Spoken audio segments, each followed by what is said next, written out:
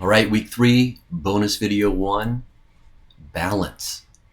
When it comes to balance, white balance, gray balance, neutral balance, in fact, color balance of any sort, the most important thing is gray matters. Now, gray matters so much. I'm going to show you how a professional uses gray, plenty of perfect gray made available to you, to us, to them, for absolutely this purpose. Listen, on the main lesson, didn't we learn that red, green, and blue are the 3 basic colors, the primary colors that human beings can actually see? And when red, green, and blue actually balance, what we actually see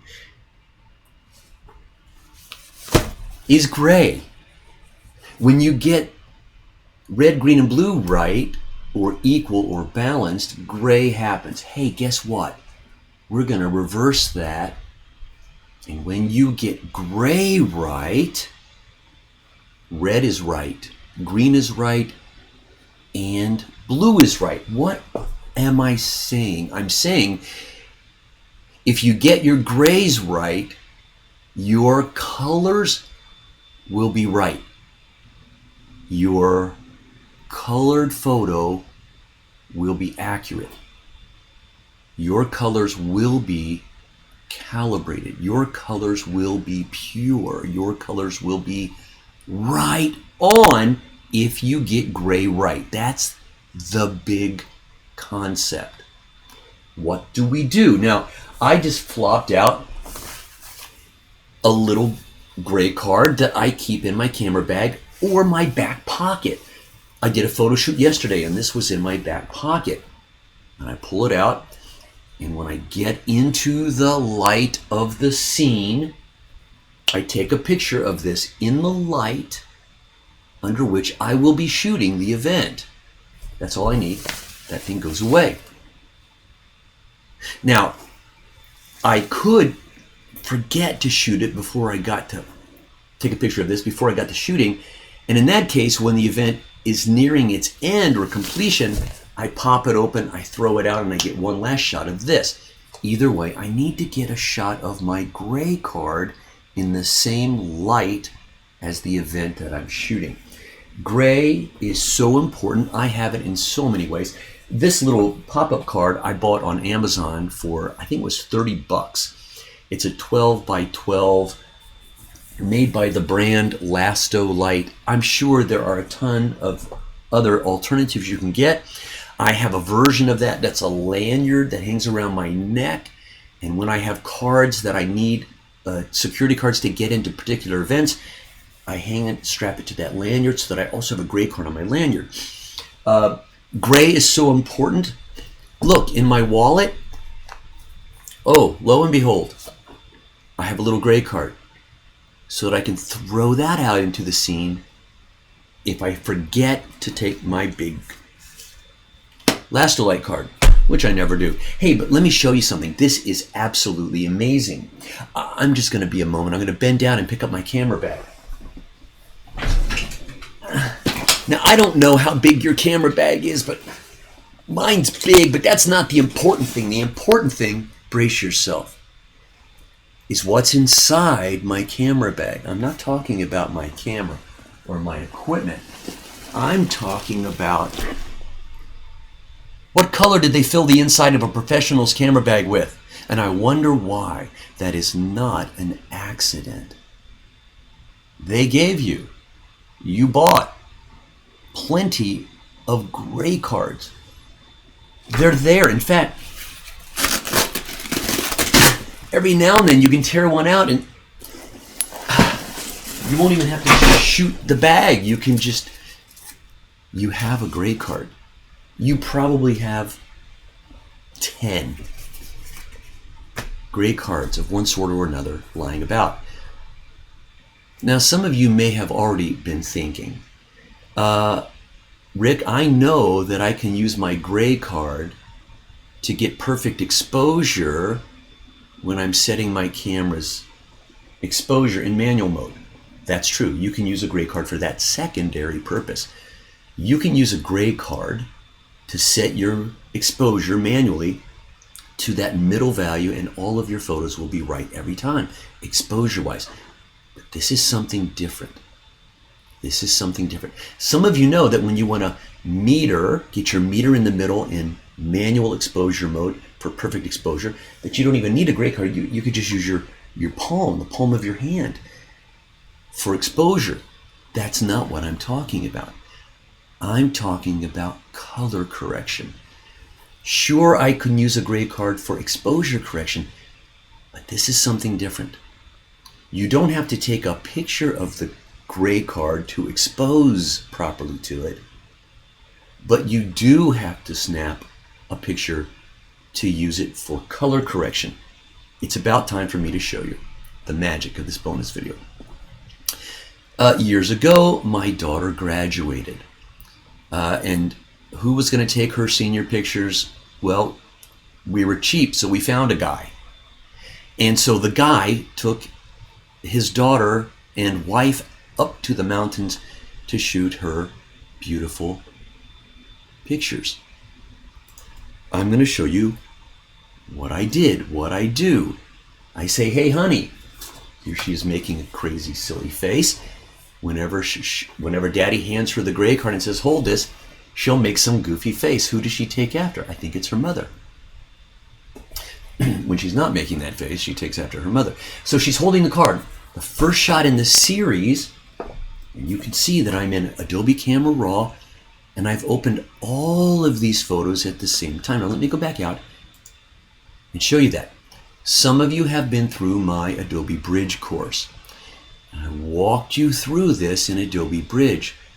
When I did, you may have realized that it wasn't actually a bridge trick. It's an Adobe Camera Raw trick that I showed you in the Bridge course. I have selected several photos from a particular scene. That's all I have to do, is just select all the photos, then open them all in Camera Raw. Command R, Control R on the PC. Just select a bunch of photos from that same lighting scene in Command or Control R, and now you're editing those photos as a group, okay? Cancel. But you could also, this is a new trick, it's a bridge trick. In Bridge, I showed you a trick about Camera Raw. Here in Camera Raw, I'm going to show you a trick about Bridge. If you select multiple images, you can take those images and do what they call group them. Command G, Control G. Group them. It stacks them. It's just a way to take a grouping of photos, and it just creates one thumbnail that represents and holds basically all those photos together. When there are like photos, or photos that go together in a scene, and you don't want to move them to a new folder, you could just group them inside the folder. It's just a little trick. Well, that's what I did here. I selected the 41. How do I know? Because it tells me. I selected the 41 photos that were in that particular scene, including the gray card photo, and I grouped them. It's not necessary to group them for this trick. You can just select them without grouping them and open them in Camera Raw. I'm just showing you that I could also group them. They're grouped. I'm going to click the group, Command or Control R.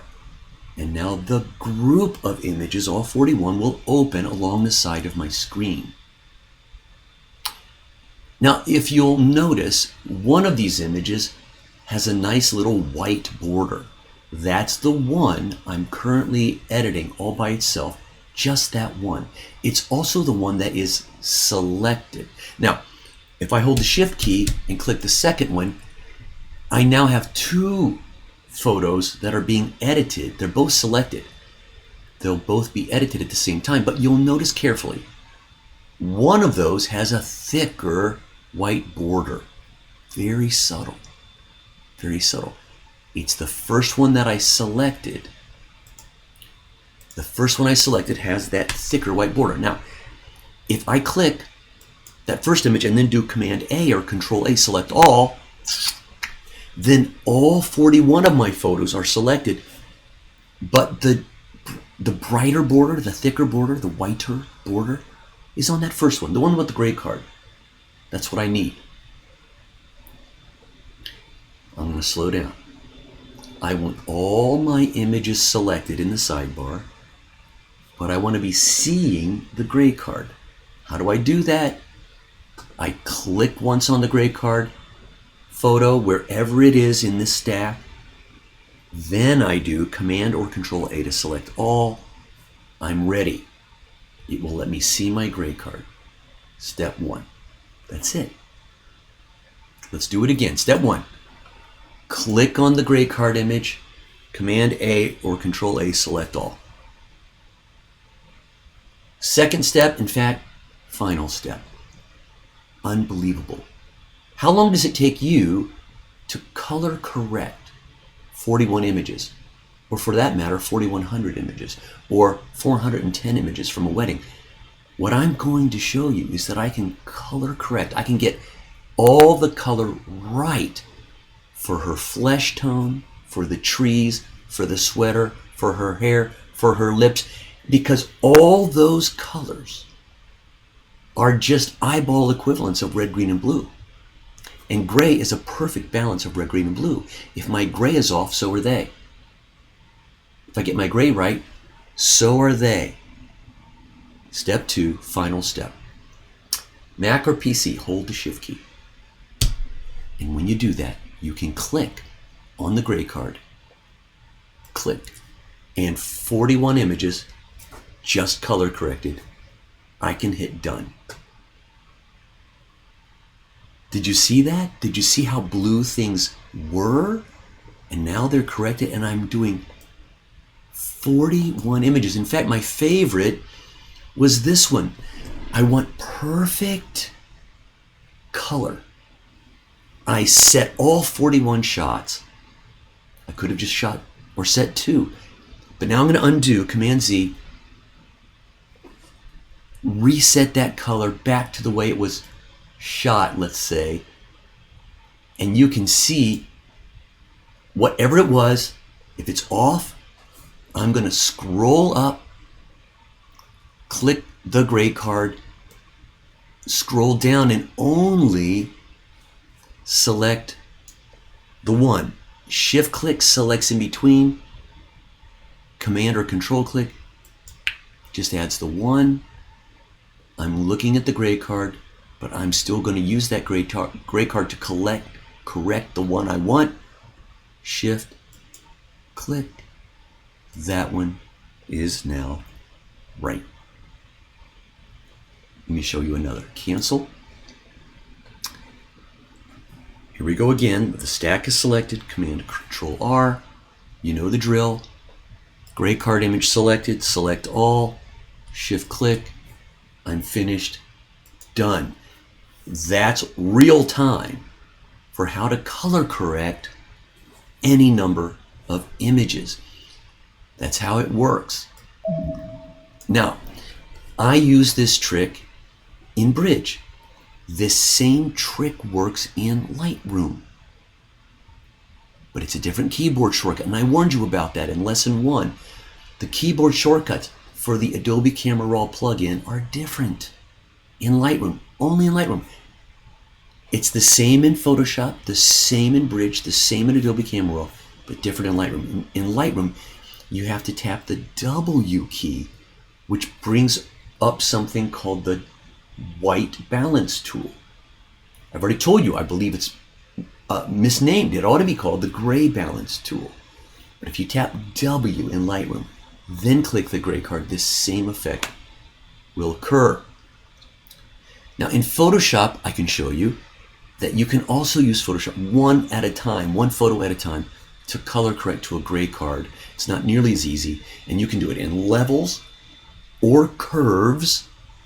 When you open either one of those, you're going to see a white tipped eyedropper, a gray tipped eyedropper, or a black tipped eyedropper in levels or curves. Open either of those adjustment panels, click on the gray tipped eyedropper, come out to your image, and click on the gray, and that's how Photoshop color corrects an image. All right, let's go find another. Here's a stack, a group of 7. I just pre-grouped these for this particular training video. Command R, and I want to show you some other examples. For flesh tones, it's so handy to have a gray card, but it's also handy on products. This sofa, I want to make sure it's right. You see what I threw out into the scene, just so that it was in the photo. This might be my first photo.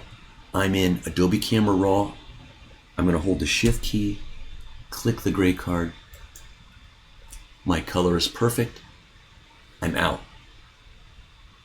Maybe I only took one photo and I just knew that I could crop out the gray card and my color would be right.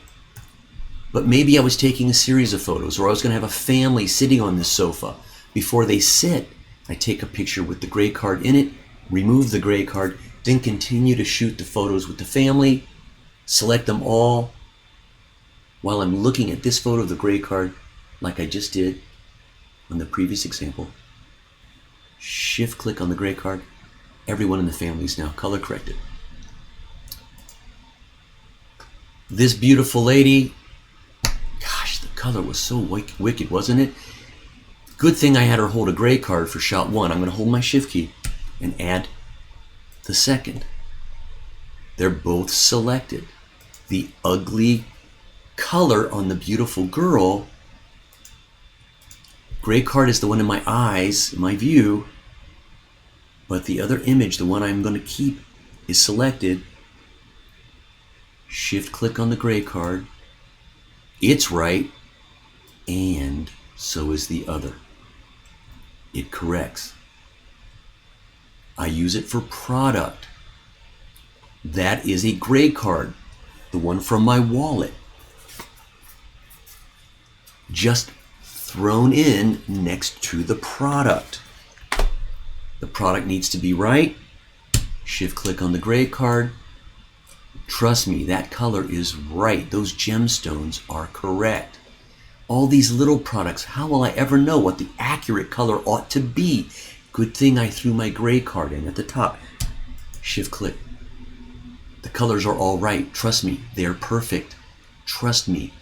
Hey, I'm going to take a picture with a model laying on a picnic blanket. Before she shows up, while she's getting her makeup done, I throw out my gray card.